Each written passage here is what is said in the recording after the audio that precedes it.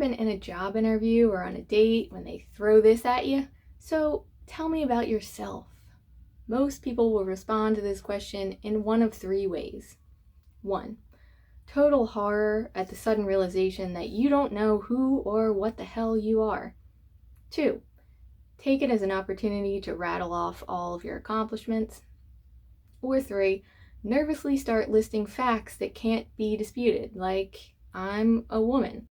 But in reality, none of these things are who you are. They're just things you do or have.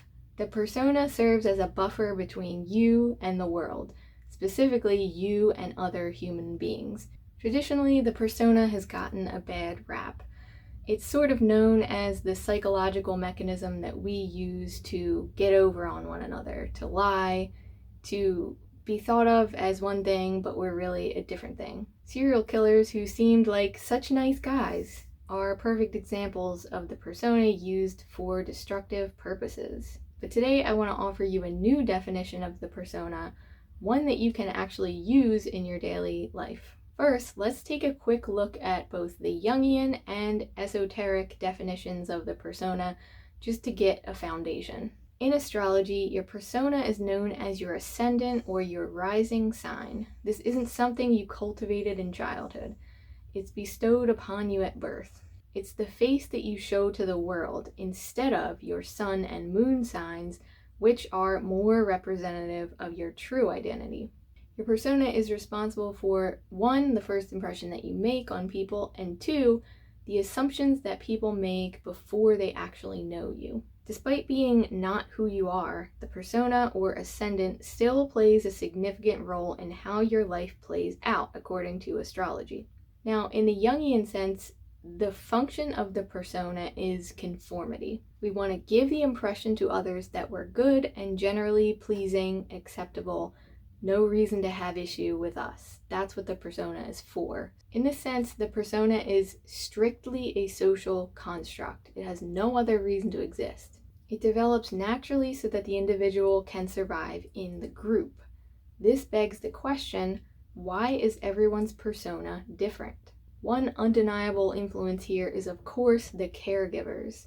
For this reason, a super simple definition of the persona from my perspective is this. Your persona is what worked for you in childhood. The characteristics that received praise had no reason to be stuffed into shadow.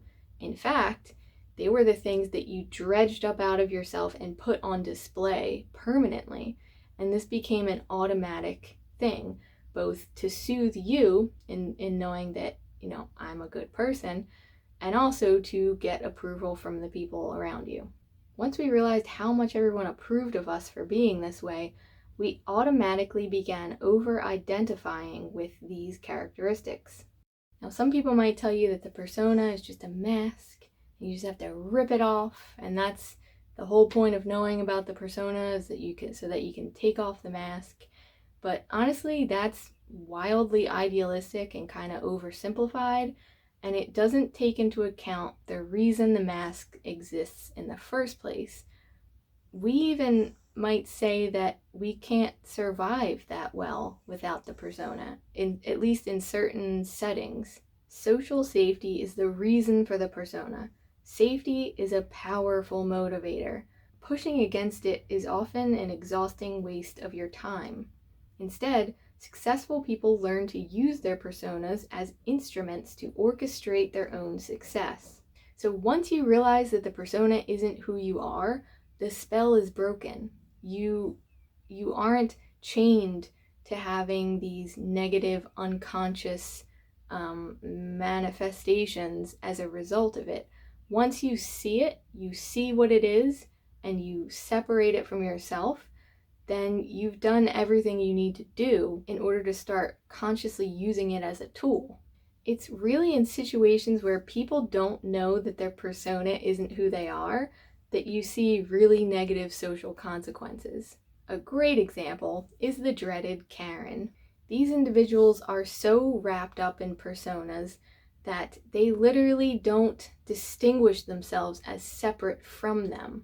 This makes everyone around them see them as stuck up, snobs, demanding, egotistical, entitled, oblivious, every negative thing under the sun that you don't want to be identified as socially, when you're not aware of your persona, this can end up being what happens in the extreme case when you're super unaware. On the other extreme, when you refuse to have any persona at all, or you think it's just shallow, or you don't want to do the social dance, that can kind of result in the opposite problem where you're sort of invisible. People forget you, they don't remember your name, you can't be memorable on dates or in job interviews or in any of these first impression situations. And this is definitely something that I've experienced, where you're not really confident in that persona role and you're kind of holding back, or you think it's stupid or there's no point to this, and you just end up making no impression at all. And that's the worst thing you can do, because then the assumptions are going to come in, and people's assumptions are always going to be insane. They're always going to have nothing to do with you. They're going to be all about the individual themselves. And it basically, again, serves you no good social purpose to have no persona. To be extremely identified with the persona or have no persona at all. These are two extremes. They're not good. Don't do it. So just to drive home how impactful the persona is, I want to give you a little example. So when I was in high school, I, long story short, ended up skipping class with one other girl. Now, as far as personas go, this girl's persona was basically opposite of mine. She was loud, sort of like class clown, really bad reputation. A lot of people didn't like her. Very like poor etiquette, like almost she was sort of like masculine. Total, just the total opposite of how I acted in high school. So we were friends because we were sort of similar on the inside, but opposite personas. So we ended up cutting class one day, and the next day was very uneventful, but then the next day we went into class and the teacher immediately walked right up to her and started lecturing her about how he noticed what she did yesterday, and I sat directly next to her. So he comes up, and I know he's coming for us, but I think he's coming for both of us, right? It turns out he's just coming for her.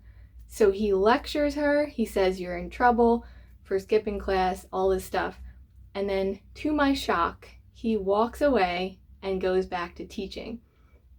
And everyone in the class is kind of like, haha, she got caught. And I'm just sitting there so excited. And yes, I did rub her face in it like every day forever after that, which didn't make her very happy. But this is the power of persona. So someone who's considered bad, a rule breaker, defiant, rebellious, all of these sorts of things, they're immediately going to be pigeonholed in that role, even obviously when they are doing those things, but even when they're not, it's going to be assumed that they're that way, right? On the other hand, someone with a persona like mine, so I'm Libra rising, which is like the persona of all personas. It is like the ultimate, gloss over everything sort of mask that just makes you seem vanilla and boring and like goody two-shoes and just like very nice, very normal, that sort of persona. It's basically, you're gonna have like the opposite experience. Like you could kill someone and like no one would believe it. So the point here is, I'm not saying like use your persona to get away with certain things. It's not about whether you're perceived as good or bad or rebellious or like a conformist. That's just one example. Basically what I'm saying is that your persona is a tool. And yes, you could, as we've seen with politicians and in my example, You can use your persona to get away with all sorts of things depending on the traits that you naturally project. You just automatically project these things out into the world. You can't even help it. You're just doing it all the time. You can take advantage of that and use it for evil, but you don't have to. It's a tool. You can do whatever you want with it. So if you have this super charismatic, like boisterous, extroverted persona, then you can easily raise money for charities much more easily than, someone like me could, or someone who has like sort of a super like technical persona where they're not very people oriented or whatever. So different people can do different things with their personas, and instead of feeling shame like you're wearing a mask and you need to get the mask off and all this nonsense, I think it's a lot more effective. It would be a lot more effective if everyone recognized what their persona was and then consciously decided what they were going to do with that. Like we said, the psyche is set up like this for a reason. It's designed, each part has a function, plays a role, otherwise they wouldn't exist. So instead of trying to like redo the fabric of society, why don't we just take the parts of our psyche that we are aware of, become aware of as much of it as we can, and then use each of those parts for whatever results we want to bring about. So that's it for this week. That's the persona, and stay in school, guys. Or don't. Skip if you want. Honestly, I don't think it makes that much of a difference. Bye.